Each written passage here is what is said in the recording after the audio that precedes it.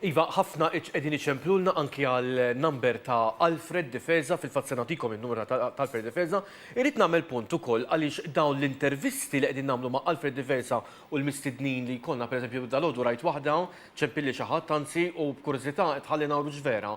ċempilli persuna fil-fatt għalli kemm ħadd gost nara l-programm Stenbah fuq YouTube meta ġie Swami ġi. U jiena qed mela jien ma xejn fuq YouTube, imma saqsejt l-Alfred u vera, ġifieri tara dawn il-programmi u qegħdin inkomplu nifjorixxu anke il-messaġġ tagħna anke permezz ta' YouTube. Iva, anke jiena pereżu hekk tidħol fil-website tiegħi, issib xi talks li għamilna flimkien fuq Stenbah. Sewa, tajjeb ħafna. Kull talk li qed nagħmlu xi ħadd qed jagħmel fuq YouTube. Tajjeb. Għax qed nibgħatuha barra minn Eżattament. Nibgħatuha ħafna ħbieb. Il-website fil-fatt hija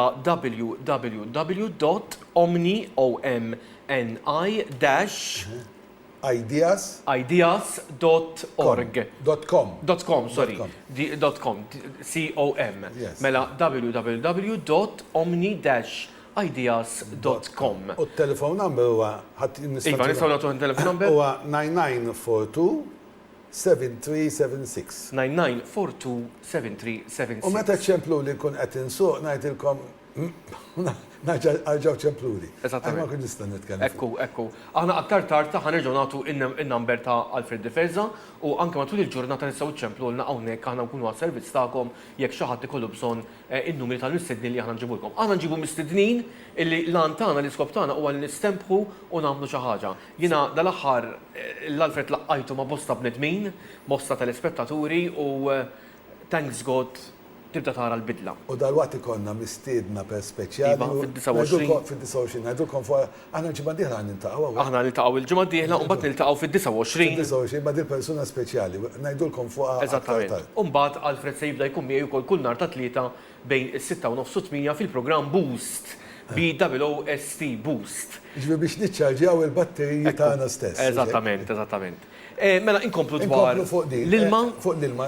John, we were telling them something not about water, about something else, you know. Yes, I've heard. Yeah. So, what my question is this: how do this company, because eventually, how do they market this product? And I mean, I suppose they have many websites, which I'm just learning to see. But how do they market this product? How do they do it?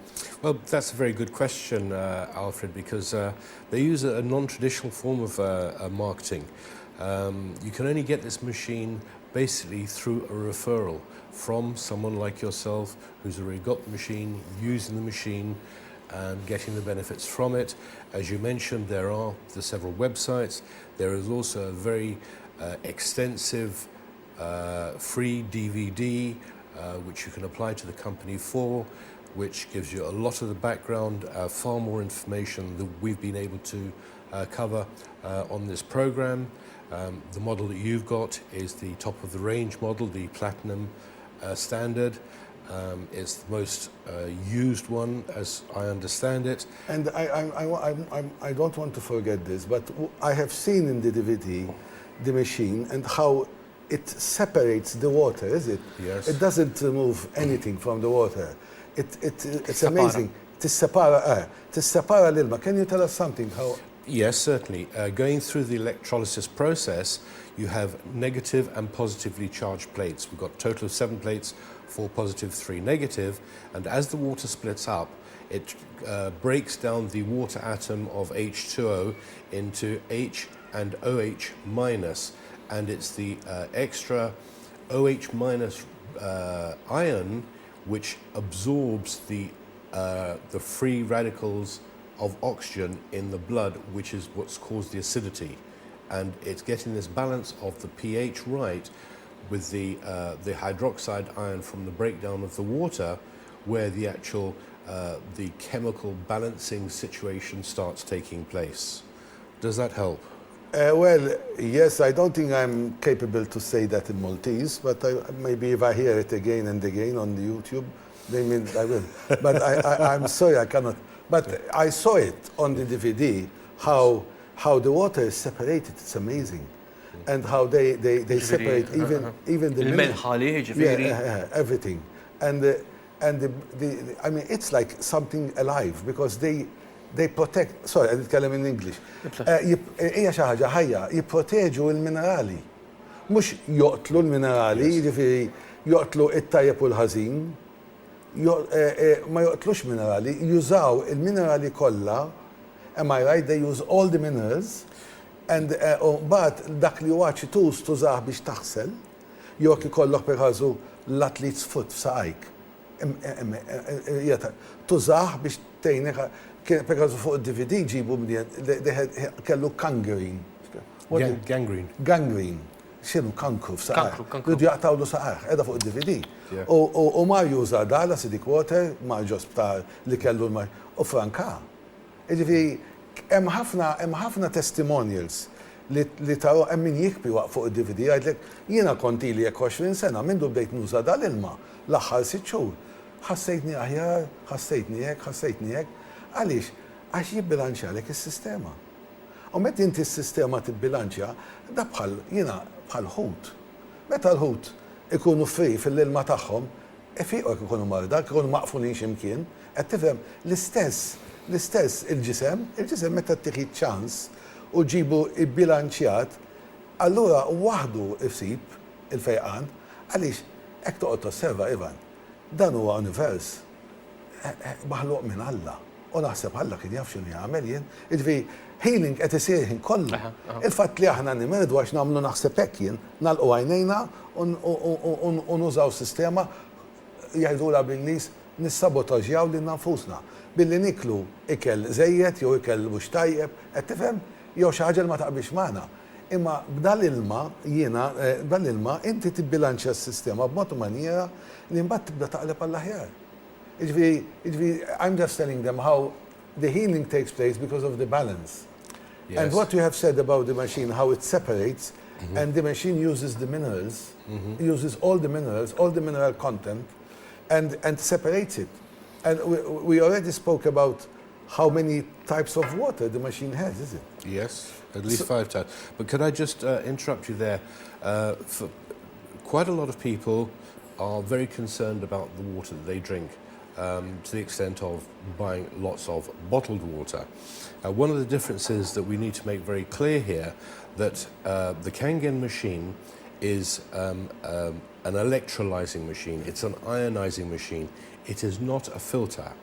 It has a filter in it to take out sediments and unwanted minerals, but the minerals that are necessary for the body, like the calcium and various other minerals which the body needs for generation of cells, for the digestive tract and all the other medical requirements of the body in producing and getting rid of waste, this can't be compared to a water filter which takes all the minerals out and takes all the goodness out of what your body actually needs. And that, of course, do you mind if I mention the parallel with bottled water? Yes, as long as you don't mention anything. Because also, I want you to tell them about how much water is needed for a plastic bottle. Thousands of gallons. Everyone in the world these days is very conscious of improving the quality of their diet and their health, and a lot has been made around the idea of bottled water. First of all, bottled water is very expensive to produce. It takes hundreds, if not thousands of gallons of ordinary water to generate enough steam and energy to make one plastic bottle. If you take this across the board, looking at the carbon footprint, everyone's getting very environmentally friendly. An average family of husband and wife and 2 children will throw between 400 and 500 plastic bottles a year away. If you convert that back to the amount of water that they've already taken into their body, which has already had the minerals removed, one has got to question the whole process of why we're looking at this, why this particular process and this particular product has got such enormous appeal. It really is amazing. Yes. Yeah. No, John qed jitkellem, qed jispjega fuq il-plastic bottle li inti biex da jiġi produced irid jinħela ħafna ilma. Qed tifhem, allura ara kemm ilma qed jinħela, din ukoll hemm vantaġġ fiha li ħatkun Għall-ambjent friendly. tajba ħafna l-ambjent. L-ambjent qed ibati ħafna. Għax dejjem qed iżid dan il-fliexkun. Alfred, ħansaqsik domanda personali, per eżempju, inti tevita l-kafe, it-te, il-xorb, l-alkohol. Jiena l-alkohol ma nieħdux. Ma tieħux tajtu. Meta kont noħu l-alkohol noħġi daqsxejn bit missa tajtu. Li skoprejt kemm li nixrob dal-ilma l-ewwel nett inti meta tuża dal-ilma te, it-tibek tista' tuża naħseb 10 darbit fuq darba. U tibqa' tieħu minnha għaliex ukoll jispjegaw kif dal-ilma tnaddaf il-frott. Meta bl-ilma ordinarju mhux tnaddaf il-frott, il-ħmieġ, l-imbarazz. Iżidu. Bl-ilma tal-vit. Tifhem, allura jispjegaw ilek di fuq il-website. Jispjegaw li, stemmen, ġifieri, kif inti minna li qed tnaddaf il-frott, ma tnaddaf xejn. Aħjar ma taħsilix u tikollok. Aħjar ma taħsilix, għaliex inti tkun qed neħħi it-tajjeb tat-tadama per każu u l-ħmiex tħallihem biex tiklu inti. Dawn jippruvawhom fuq il-DVD, ġifieri meta inti taraħ. Jiena skoprejti ma kemm li nixrob dal-ilma qed innaqas ħafna mit-te. Għax qed noħgos nixorbu. Qabel ma kontx nixrob 3 fliexken ilma kuljum jien, issa qed noħgos meta nkun fuq il-kompjuter, l-uffiċċju, bil-ġag bl-ilma nixrob jien kollu. U joġobni, jiena skoprejt li meta tqum fil-ħodu, tixrob daqsxejn ilma, tħossu aħjar, tillubrika s-sistema. U dejjem nixrob 5-6 tzilma kif inqum. Issa qed noħgos nixroba biex għandi l-ilma li qed itini gost, qed tifhem? Allura jiena taf inti, jekk inti tixrob it-te, u jekk tuħu zokkor mat-te, jekk inti tixrob il-kafe u tuħu zokkor, tittara x'qed jiġri f'saħħtek, tittara x'qed jiġri f'ħajtek, tifhem? Imma l-ilma mhux se tagħmlu zokkor, x'illumijiet se tagħmlu. Jiena l-ilma dejjem u inħossu wkoll jiċċaralek moħħok. Inħossu jista' jikkalmak, jirrelaxjak. I'm just telling them how I am finding water, how it is helping me to relax, and to calm. Because I feel, as I told you, I feel lubricating. I mean, you have been drinking it just a month like me, I suppose, in England. And also you have an experience what happened to you. Can you share that with us? Certainly. As I mentioned at the beginning, the rewards of spending 40 years in Africa gave me the skin cancer, and I don't know if the cameras can see that, but this hand was covered with scabs like that caused by cryogenic surgery. You know when they use liquid nitrogen to burn cancerous cells, they come up in blisters, then they burst, and they come up with things like that. Just after about 3.5 days, using the strong acid, the 2.5 pH water, which is recommended for this type of application. It's not only removed them, but if you actually feel that skin is almost like new skin by compared to the old skin. This one is taking longer because this was actually done by cautery, pure electric they burnt it out. They had to burn it out, they couldn't operate on it because of the tendons between my fingers. But that again is about, it's growing, it's even growing new hair on the top of it. Apart from these, I also had 2 operations on my back where they cut out the cancerous cells. When I had my stitches out 2 days before I came down here, the nurse remarked how well my wound had healed when she replaced the dressing and took the stitches out. In fact, she took them out early because my skin had healed so well.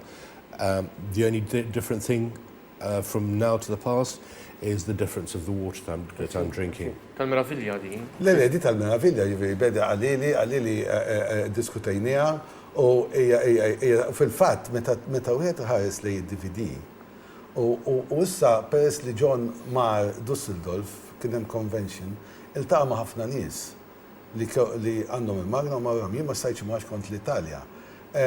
Kollha qalulu bl-esperjenzi tagħhom. Ġifieri dina hekk inti ma tridx tixjad il-magna tarax id-DVD. Naqbillekx. Għaliex belħek li fiha. Aħna ħanġ qed nagħmlu reklami, Le, le, imma le, le, xi le. ħaġa qol tiswa din Le, Alfred.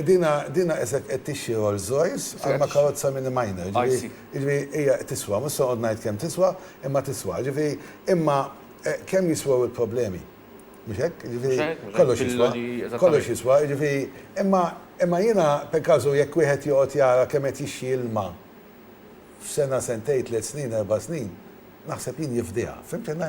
Imma il-każ huwa li kif tista' inti tgħin saħħtek lilek innifsek billi tixrob ilma li inti qiegħed id-dar tiegħek u kull ma milt poġġejtlu xi ħaġa miegħu u dawwa jgħidlek fil-ma tajjeb. Jiena fimni dan huwa każ li tista' tara fuq l-internet, tara ħafna informazzjoni kbar, dolodu tbellaħt kont qed nara Water and the Brain, kont qed naqra fuqha. Fil-fatt għamilt printaw tagħha għax nibda dejjem nirċievi informazzjoni ġdida. Why does Kangen Water work so well with Aldi's Brain Program? Ġifieri daqgħet nitkellmu fuq tfal bl-autism u għawad esperjenzi. Ġifieri jekk wieħed jieħu gost, ifittex. U jgħid ara, ħan nipprova. L-ewwel ma qed titlef xejn għax da mhux qed tuħu xi mediċina, qed tuħu ilma. Ilma, li ilma dejjem għandek bżonnu. Issek inti kull ma tagħmel tirranġa t-tip ta' ilma li qed tieħu u tara u tesperimenta u tara kif tmur, qed tifhem? Hemmhekk għandek ċans tara, jiena hekk joħob nagħmel, jiena naqbad u ngħid ħa nipprova. La ma nemminx, la ngħid jiena xettiku u laqas li minix, imma jien nipprova. U meta nipprova bagħad uħobb nixxerja man-nies tiegħi li jeżistu affarijiet mhux nidhem jaħassa autism, daqshekk, mietet.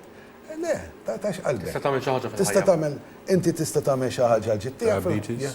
Diabetes, high blood pressure, many, scoliosis, fibromyalgia, qed ngħidlek aqas temmenta, ħafna nies qas jemnuk, jiena ngħidhom tkom raġun.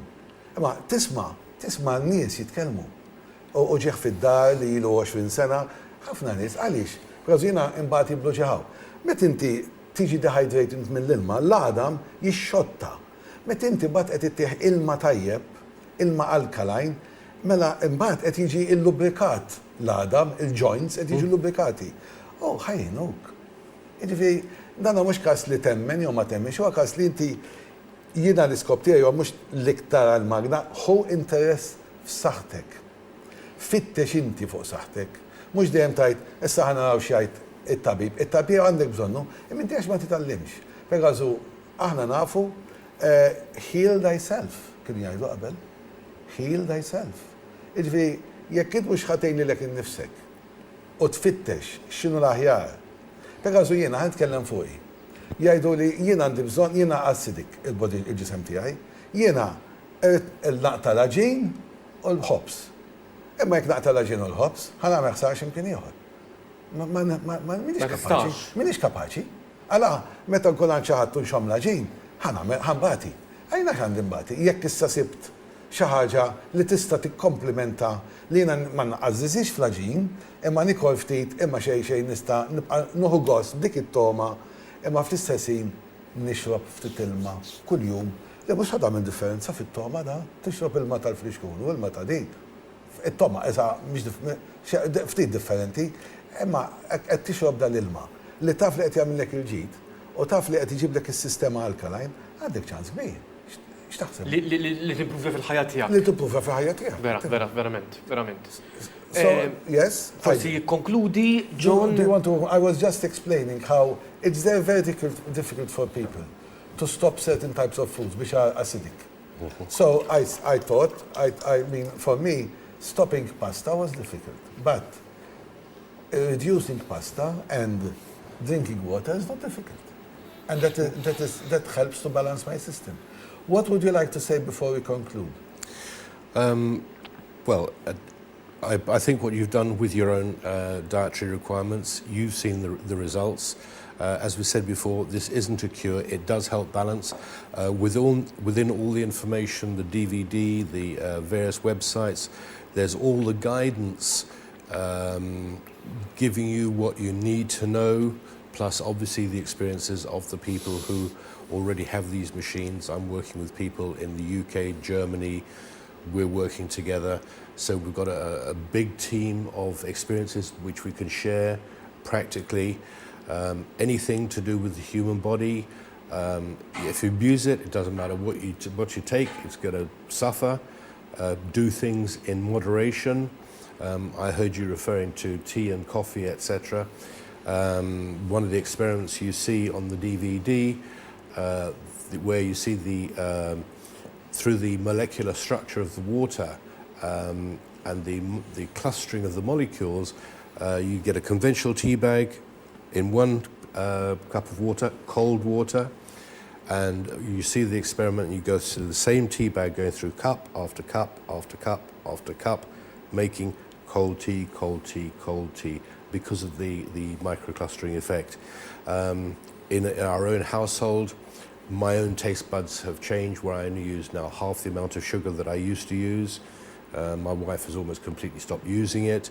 When you actually drink the water, the 8.5, 9.5, the actual taste of the water is smooth. And my first introduction to it was on my way to the airport on my last trip down here in May.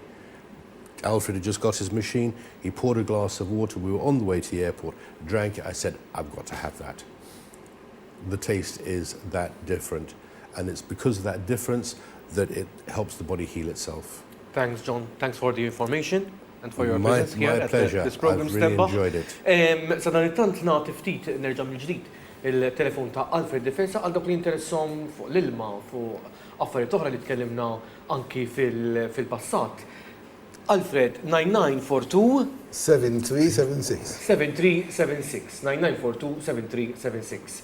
Dawk li ma naħqux ħadu n-numru, aħna hawnhekk ikunu hawnhekk ġurnata sħiħa ċeblulna 2-1-6-6-4-5-6-6 u inqabdukom anki ma' dawn il-bnedmin professjonali u li qegħdin jgħinu anke lit-telespettaturi tagħna. Alfred, grazzi ħafna.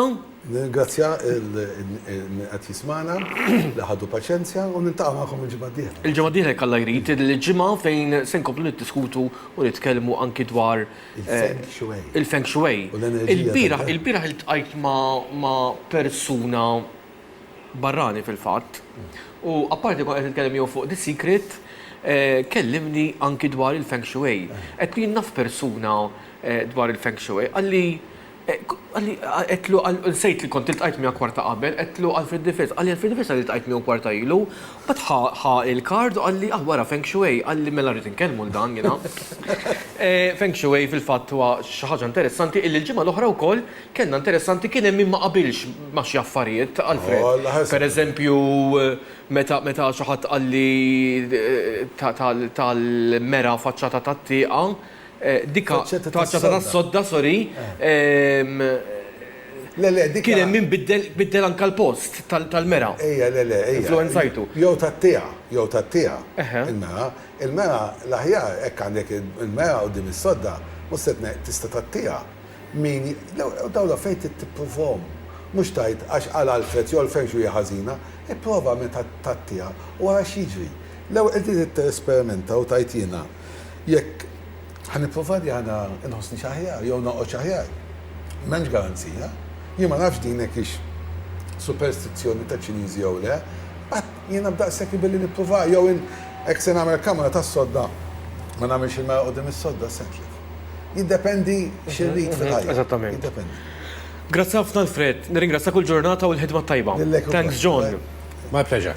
Wafa qasira, eżattament wara Marija Kuppola tejna niċċarġaw ftit il-fitness tagħna nkunu b'saħħitna li ċaħna. Il-programm tagħna huwa ħaġa wara oħra jiffoka fuqek, fuq il-bniedem.